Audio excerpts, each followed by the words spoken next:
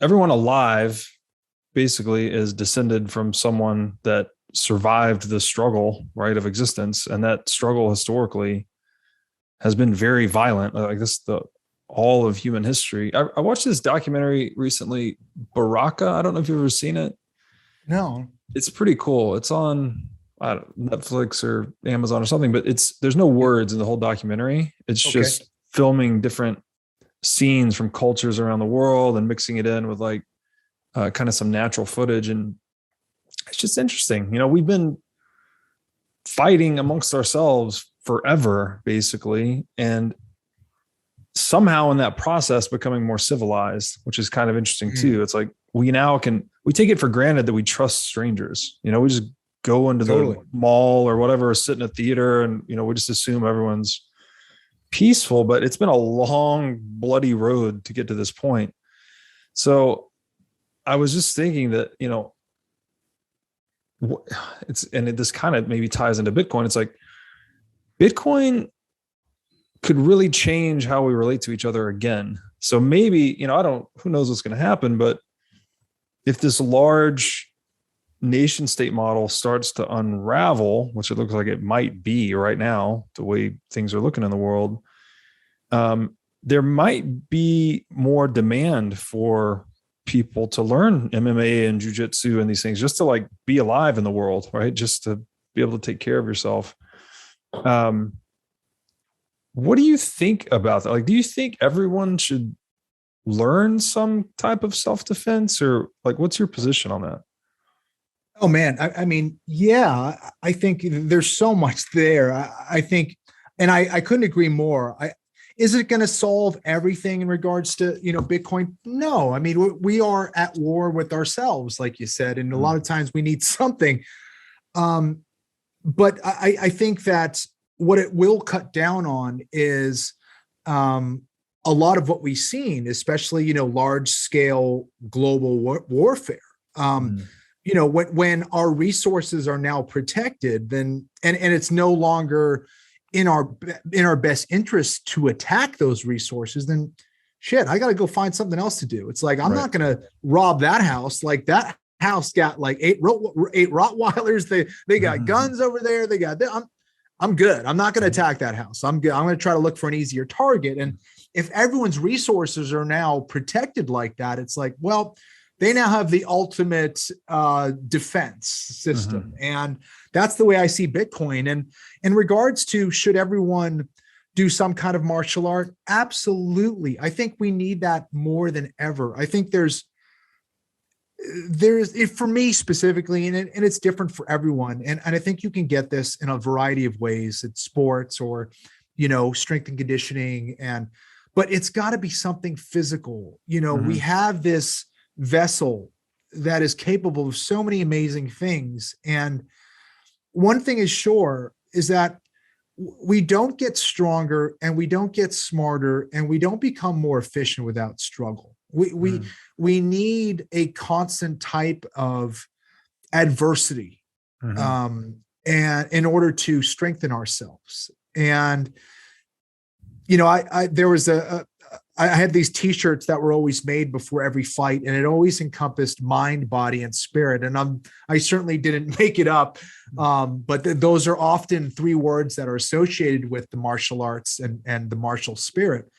But it's the only thing that I feel that has unified those three things: mind, body, and spirit. And, I played soccer at a high level. I did a lot of different sports and, certainly enjoyed myself in a lot of different ways, doing sports and other things. I've traveled, and you can get a lot of great highs in a lot of different ways.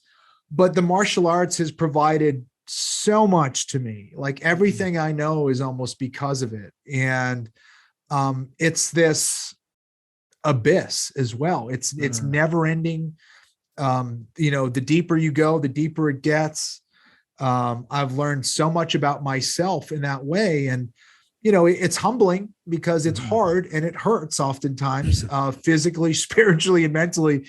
But the lessons are things that you take with you, and you can't run away from yourself. And You learn to be a very good strategist. You learn to identify your weaknesses and your mistakes and be humble and know that, hey, if you have a bad day here or a bad day there, that, could be the end of you. And you have to continue to work hard because there's a lot of people that are doing the same as you, especially if you're in, the competitive field of things, or even within your own dojo in your academy, there's always some guy who's got a certain move or a certain position that's really difficult to deal with.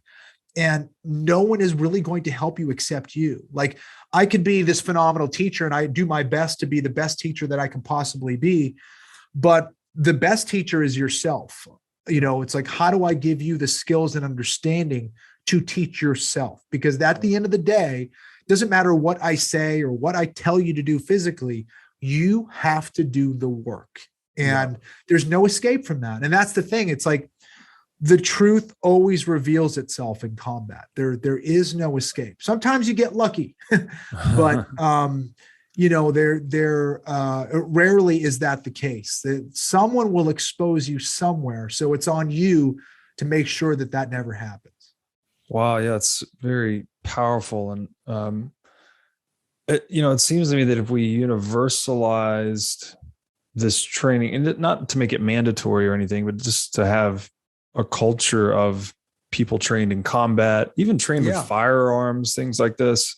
Yes. That it actually, people think it sounds barbaric or anarchic or something, but it actually preserves peace. Like, a lot of the guys I've hung out with, the guys that are trained fighters, they're the coolest, most level-headed dudes you'll ever meet, because it's like, what are we going to do? Fight? Like, they know how to handle themselves in a situation, versus the other version of like the bro that wants to go into the bar and fight. Like, he's not a trained fighter. He doesn't have those principles. I agree. In him. I couldn't agree more. And I think it does. It brings an internal peace. And also, you have an understanding of war, of what war is. It's like the people that are, trying to call for war, and these hawkish people that are looking to go to battle and overtake, this country or that country, whatever.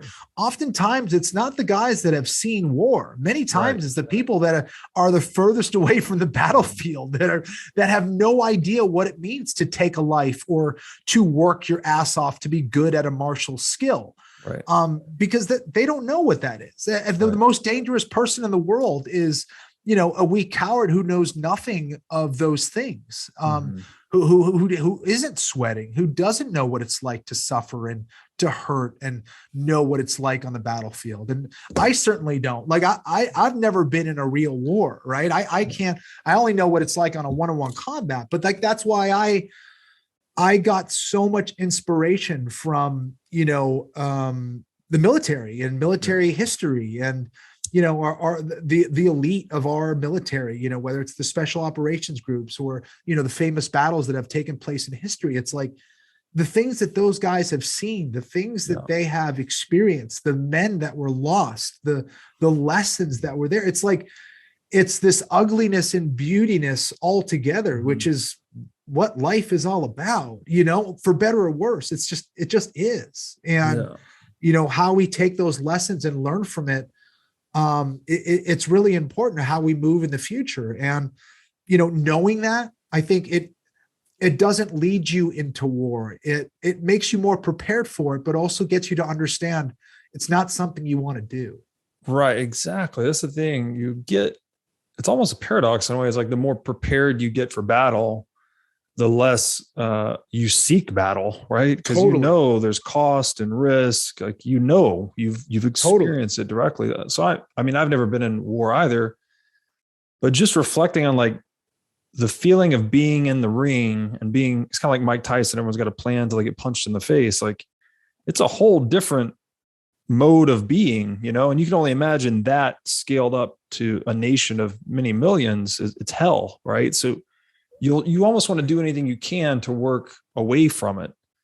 But to your point, you have these weak guys, like, bomb them, or, other thing. They want to violate property in many ways. I saw it was one of the health ministers saying like, oh, we got to go, put a jab at everyone's arm. I'm like, dude, chill your shit out. Like, just let people choose what they want to do. Right. Imagine that. Yeah.